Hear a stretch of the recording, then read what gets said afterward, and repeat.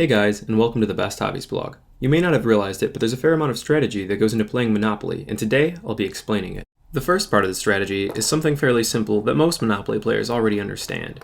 Your first few times around the board, you're going to want to buy most of the properties you land on, regardless of whether or not it's something that you think you'll want or even need later in the game. This will help maximize your access to properties to trade, build on, or even just hold on to prevent other players from getting a monopoly.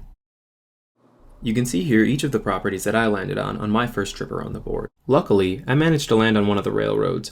This is important because as it turns out, they can be some of the most valuable properties you own.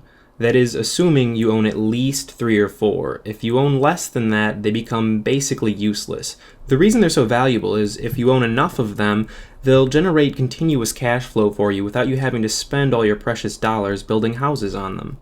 If you have all 4 of them, the chances of an opponent landing on one of them is greater than any other monopoly you could own. Now, here's an exception to the buy anything you land on rule, the utilities. Because there's only 2 of them, they're unlikely to be landed on, and even when they are, the payouts are usually terrible. If you bought one of them, your opponents would have to roll an average of 200 times before they would have landed on it enough for you to earn back your investment. When it comes to the color-coded properties, the best are the orange, the light blue, and the red. As soon as you do own a monopoly, you'll want to start building right away. The first person to build is usually at a huge advantage, but don't get too far ahead of yourself. Building hotels isn't always the best way to go. It can be a long time before you earn any of that money back, and there are better ways you could spend it.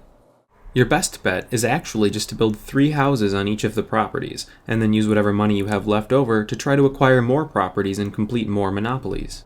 If you get sent to jail early in the game, it's always worth it just to pay the $50 to get yourself out right away. However, as soon as someone who owns a monopoly has started to build on it, you're actually better off just staying and waiting it out. Well guys, thanks for watching. If you'd like to stay connected with us through social media, you can find the links to our Facebook, Tumblr, Twitter, and Instagram pages in the description. Have a great day.